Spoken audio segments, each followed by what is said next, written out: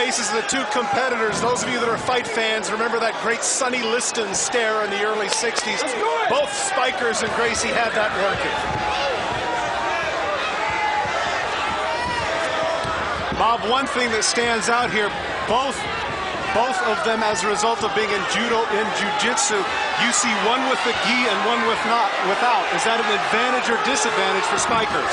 Well, Ben Spikers is very comfortable with the gi, and I think it's a strategic disadvantage for him. I know he's comfortable with it, but I think it'll prove to not be an advantage for Ben Spikers, but an advantage for Renzo Gracie.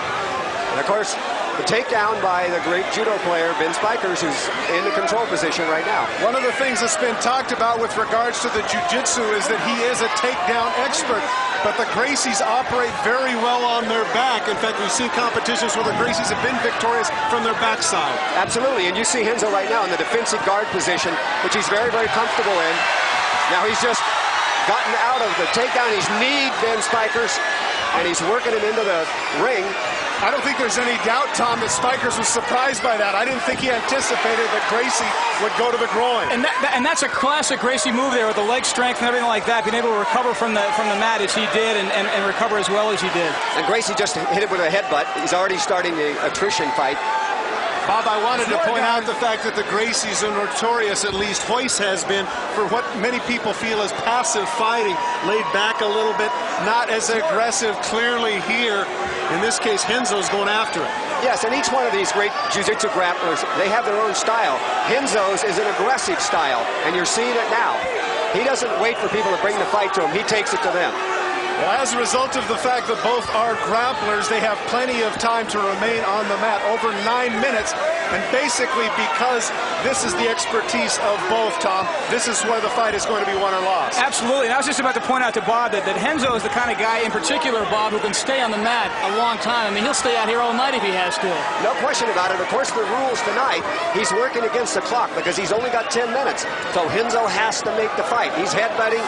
He's putting a lot of weight on Ben Spikers, and Ben Spikers is in the defensive position trying to keep that pressure off of him.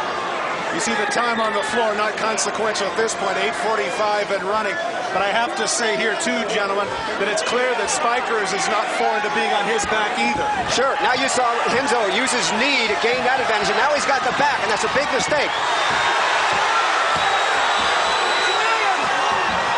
Clearly, Spikers was not used to that. He took some shots to the back of the neck, face first. I was just going to say, Todd, we hadn't seen too many blows. He tapped out. Wow. He tapped out. It's all over. He had to pull him off. And he stepped on it. That was Bush League. He didn't need to do that at the end, step on the back of the neck. Renzo Gracie clearly had defeated him, and now he tries to be the sportsman. I don't know if that's the sort of thing that they're going to appreciate here. Nonetheless, you have to give credit to Renzo Gracie. He did what he said he was going to do.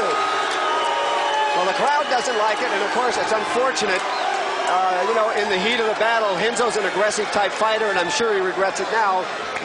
And he's apologizing. Certainly nothing that we want to see or the crowd wants to see. And you can see the counseling from the official.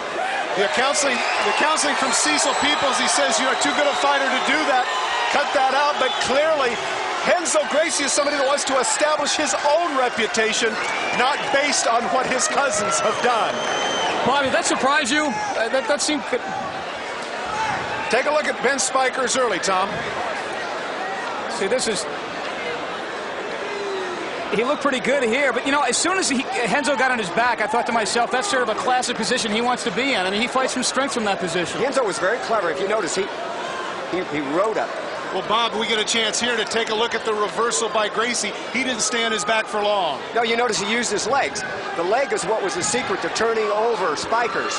And now he's taking control. He's going to take him back to the ground and using his weight against him. He's got a hold of his leg, and you can see that Renzo is beginning his war of using up the energy of Ben Spikers. Now Renzo takes him down. Well, he takes him down here, but clearly at this point, some of the earlier pain had taken its toll on Spikers. And right there, after a couple of hits to the back of the neck, there's the right hand, and he pats the mat in submission. Renzo Gracie the winner in 2 minutes and 48 seconds. And you see Renzo Gracie use the gi, and he choked him out from the back. That's a mistake that you never give your back to another grappler. We don't get a chance to see it, or maybe we do right at the end, right there. There's the left foot right on the back of the neck. That's completely uncalled for. Completely uncalled for. Victory is enough. Now, let's throw it to John Higginson with the decision. Ladies and gentlemen, the winner of the first fight in the grapplers division with a time of 2 minutes and 48 seconds, won by submission, Renzo Gracie. Well, we'll be right back with more conversation after a message from Cynthia Rothrock. The martial arts master relies upon the power of an empty hand for his survival. Through discipline and courage, his empty hand can be either the expression of his fearsome skill or the offering of his sincere friendship. His true strength lies not in what he holds in his hand, but what he holds in his heart. Weapons are for wimps.